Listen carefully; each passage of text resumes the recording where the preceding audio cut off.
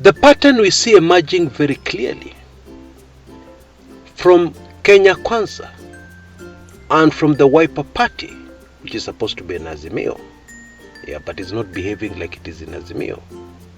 The pattern that is emerging is very clear, very consistent.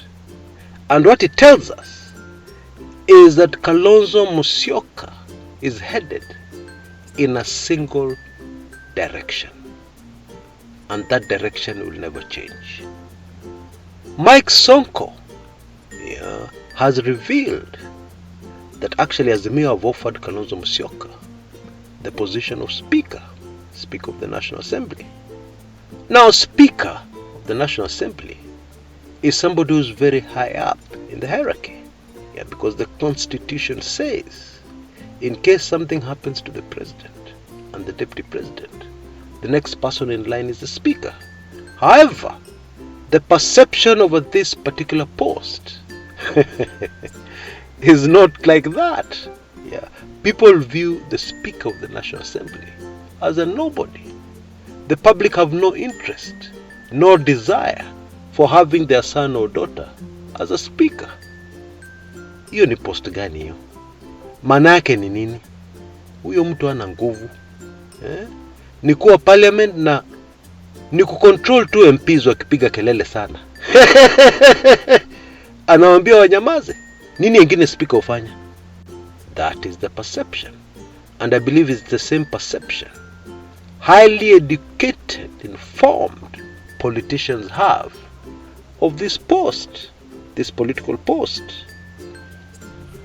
And take careful note of the fact that Sonko is not in Kenya Kwanza. He is very close to the Deputy President.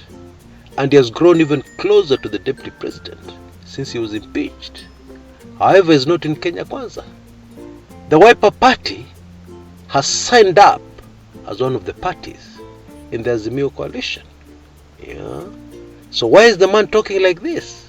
Because obviously this kind of rhetoric will not add votes to Azimio. It will remove votes from Azimio. So doesn't that tell you something very obviously? Let me spell it out. That kind of narrative is campaigning openly for Deputy President William Samoei Ruto. Even as a character is deep within Azimio on paper. So on my show today, I analyze what many of these people are saying, especially in Kenya Kwanza, but also in the Wiper Party, including characters like Moses Kuria, the Gatundu South legislator. What are they saying? What does it mean? What should we expect? And is it true that Azimio is finished without votes from Ukambani? Is it true that Azimio is finished when the whole of Ukambani votes overwhelmingly for Deputy President William Samoei Ruto? Well, stay with me and find out the truth. Our judgment has been greatly clouded by newspaper headlines. But let's get the naked truth. Karibu sana. And as usual, I'd like to take this opportunity to remind you about my classic ebook. I started writing this when actually the clashes were going on. And people were trying to make peace. It is very detailed. And it includes a lot of information you will not find anywhere else. You can see the details on your screen right now. The same details are repeated in the description area below. Go for this offer before it ends. Because just to give you a heads up, it is ending very, very soon. So make sure you're not time barred. Right! Let's get this show on the road.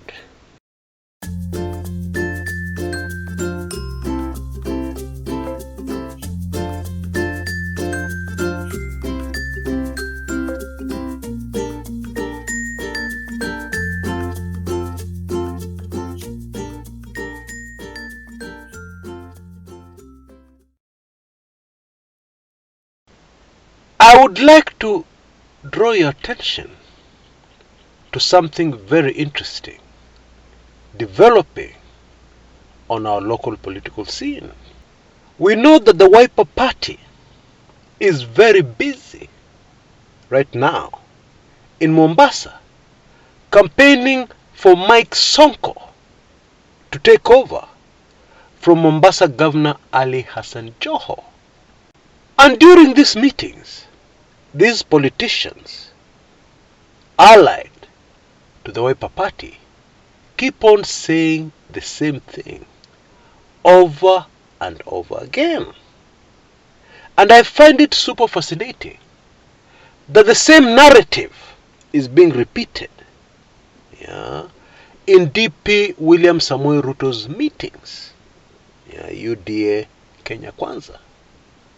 For instance, in a recent rally attended by the Deputy President, Moses Kuria, the Gatundu South legislator, told the people of Ukambani that he will not accept to see Kalonzo being messed up. And it is better that Kalonzo joins Kenya Kwanza, deserts, leaves Team Azimio. Now, of course, I'm aware that there's some technicalities because Alfred Mutua's recent exit from Azimio and joining Kenya Kwanza coalition has been rejected by tribunal. Yeah. The move has been made null and void. I'm aware of that. Yeah, but just hear me out, because there's something very interesting unfolding here. Mike Sonko, yeah, within the Wiper Party, campaigning very hard, has even gone further and told us that Azimio has offered Kalonzo Musyoka, wait for this one, the post of Speaker of the National Assembly. At what? Yes, according to Sonko. And you know, Sonko may be many things, but usually what he says turns out to be true. Yeah, it normally pans out. And is telling us that all Azimio have to offer Kalonzo Musyoka is the post of Speaker after Azimio wins the elections. Sonko has even told some people that he has spoken personally to Kalonzo, who has told him that very soon he is joining Kenya Kwanza. Yeah, deserting Azimio. Now, I've already said in an earlier video that would not be surprising, because what Kalonzo is very busy doing within Azimio, yeah, is messing up things. He has already put the 3 Machakos governors out of action. Yeah, they're no longer on the campaign trail. Yeah, they were told to hold their horses. Why? Because Kalonzo doesn't like them. He wouldn't like to campaign with them anywhere near him. Yeah. And this insistence that he must be Raila's running mate, yeah, is rubbing many people up the wrong way. Yeah. So we already know that even in Azimio, Kalonzo is really not working for the interests of Azimio.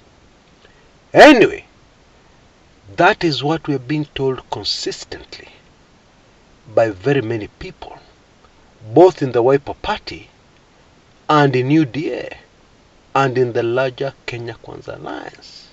Now, to be appointed running mate of anybody, you need at least to have some rapport, some chemistry, yeah, between the presidential candidate and his deputy. And when there's no chemistry, yeah, we have seen in the past that it quickly spills out into how effective or not effective that presidency team is. Yeah, so the chemistry is very important. Now, I've carried many videos on this channel in the past highlighting, including during the 2017 presidential elections, that Kalonzo and Raila have never really had any chemistry. Right from 2013. 2017 it was even worse. Yeah. A man who is supposed to be the president and a man who is supposed to be the deputy president, hakuna chemistry. Now, what these politicians are saying repeatedly, in my view, confirms that whatever happens going forward, Kalonzo is not really with Azimio. He may go out on 1 or 2 campaign rallies, but is not really with Azimio. Now, I believe it is possible to campaign for the other side, and still be technically on this other side. After all, what has Deputy President William Samoei Ruto been doing since 2018? He has been in government, but he has also been in the opposition. Isn't that correct? And indeed, his heart has been in opposing the government of President Uhuru Kenyatta, opposing Azimio, opposing everything they stand for, which he calls dynasties.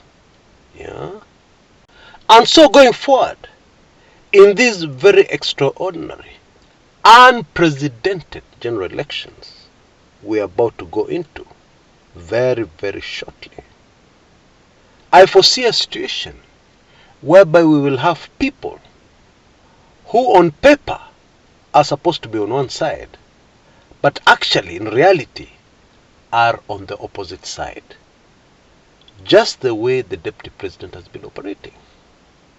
And I believe Kalonzo Musyoka will be one of those people, if he's not allowed to officially join Kenya Kwanza.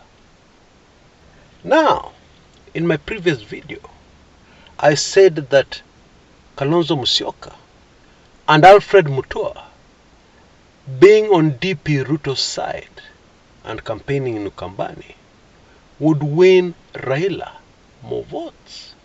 And I'm sure many do not agree with me. But my reasoning is that emotions are what generate real votes.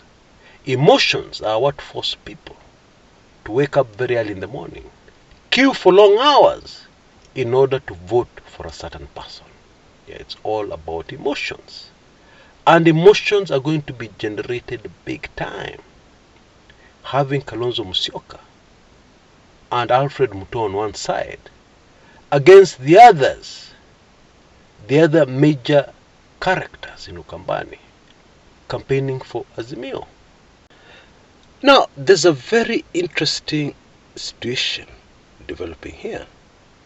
In my view, what is happening in this general election is that we're witnessing very complex chessboard politics.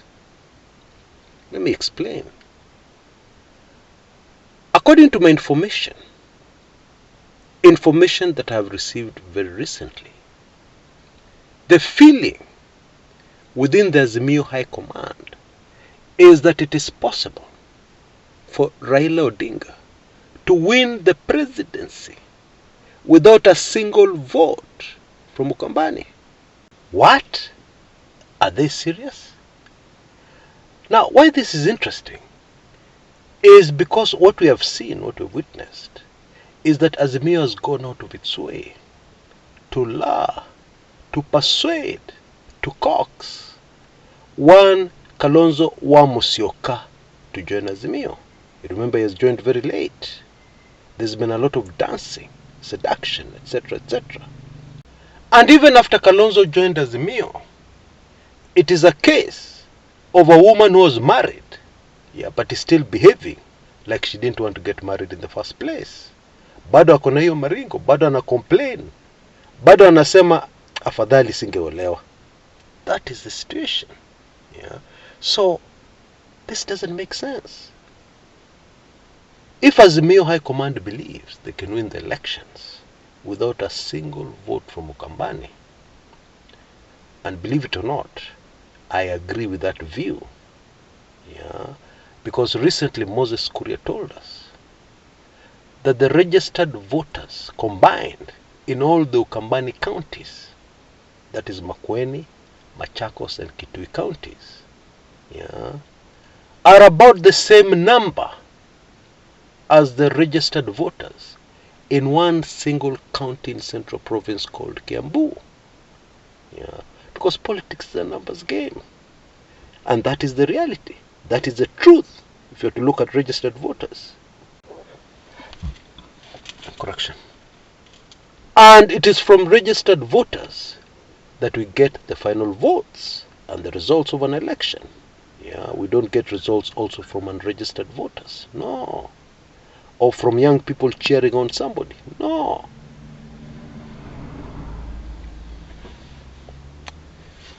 Correction. It is not possible to vote if you're not a registered voter. So that statistic alone tells you that if Raila Odinga were not to get a single vote in Ukambani, he can still win the presidency. So that still leaves us with a mystery. Yeah, why go into all that trouble to get Kalonzo Musyoka, including changing the name of the coalition, yeah, from Azimio la Umoja to Azimio One Kenya. One Kenya, of course, belonging to Kalonzo Musyoka and company. Yeah, which implies a merging of some two great forces, one force called Azimio and the other one called One Kenya. Yeah, which some of us of course know is rubbish. Yeah, because one of the forces is not great, it's not major. Yeah, its total number of votes are the same votes that Kiambu County has. One county. 3 counties in Ukambani cannot match the votes in one county in Central Province. That is the truth. And there's even more. Yeah, Kalonzo Musyoka does not command each single one of those votes in Ukambani to a man. Indeed, many people believe even Kalonzo Musyoka getting half of those Ukambani votes is a stretch. So why did Azimio go into all that trouble? Well, what I believe is that we're witnessing some very intricate, complex chessboard politics. What do I mean? You know, Raila Odinga is a very crafty politician, very experienced.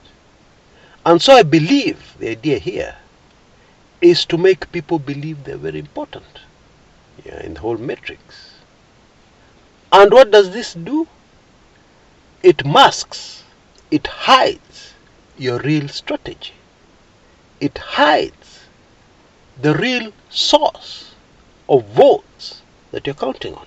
Yeah, so that even your opponents are not sure where your emphasis is. Yeah. And in politics, in the game of dirty politics, this is quite a strategy, I have to admit. And even without the chessboard politics, we know that if you're vying for the presidency, the way you do things is that you treat everybody. You make everybody in the team believe that they're the most important component. Yeah, that's how you win them over. Well, you in your mind know where the crucial, critical votes will come from. Yeah, but meanwhile, you make everybody feel equally important. And some more important than others. And so to sum it all up, even if Kalonzo leaves tomorrow for Kenya Kwanza, yeah, and William Samoei Ruto, the effect it will have on Baba and his votes on August 9th this year will be minimal, if at all. That's the truth. That is the political reality. You know, I find it very interesting that all of us analyzing politics have completely ignored a very important number in all this. Number of registered voters. Because you can talk until the cows come home. Yeah, but at the end of the day, the people who will make an impact are registered voters. Period. And politics is a numbers game. You can't ignore that. If you have the numbers, sawa. If you don't have the numbers, then what are we talking about? Yeah, that's really what it is. You know, all this Kalonzo drama reminds me of something that happened when my late political lecturer was still alive. Actually in 2007. We were somewhere in Ukambani. And people were going on and on. There was a lot of excitement on the ground about how Kalonzo was going to become the next president. And my political lecturer got very worked up. The man had absolutely zero patience for mediocrity, yeah, or people who do not seem to know what they are doing, or do not seem to know what is happening. He had zero patience. And I witnessed him, yeah, confronting one of his fellow tribesmen and asking them a simple question. How many registered voters do we have in Ukambani? Of course, the man had no idea. And so he was given the exact figure. I don't remember, but it was close to 1 million. And then my political lecturer asked the same man, how many registered voters do we have in the country in 2007? Yeah, the man of course did not know. He was given the number. And then he was asked, considering those two numbers, are these Kamba votes, assuming every single Mkamba registered voter votes, are these numbers enough to make Kalonzo president? Huh? We give so much media coverage to individuals. Yeah. We make so much fuss over certain politicians without asking, how many registered voters do we have in the regions where these people are expected to get votes?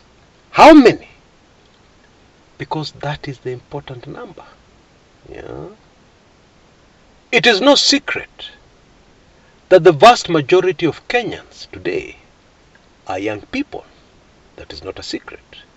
But then I need to ask, how many of those young people are registered voters? How many? So they're very active, they have plenty of energy, they will go all over the place screaming the name of a certain candidate, but they are not registered voters. Yeah. All they're doing is scream, which of course is important in politics. But at the end of the day, what matters are the actual registered voters.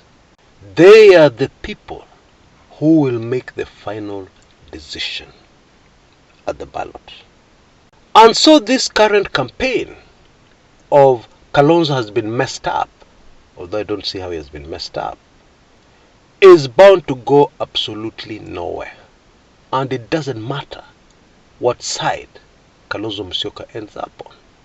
Yeah, it doesn't matter what side Kalonzo Musyoka campaigns for. The numbers tell us it is irrelevant, at least as far as the 2022 presidential race is concerned. You can put him on the front page of every newspaper in the country, but the truth is, he is still irrelevant. Kalonzo Musyoka is Kiambu County votes, yeah, divided by 3 at the very most. You know, Azimio has some very smart people, very experienced people in politics doing the sums. Yeah, of that you can be sure. And so you cannot ignore the sums they're doing. You cannot ignore, yeah, their real views, not what they're revealing to the public, but what is happening behind the scenes. You can't ignore that. Yeah, because these are the most experienced politicians in the country. The Kenya Kwanza outfit, yeah, is filled with inexperience. The deputy president is probably the most experienced politician in Kenya Kwanza, by far. Yeah, there are not many people surrounding him who have experience. Azimio is packed with experience. Yeah. And you know, there's no substitute to experience, because you can plan, you can do things on paper, but what matters at the end of the day is what actually happens. And what actually happens is bound to be predicted most accurately by somebody with experience. Please remember to share this video widely.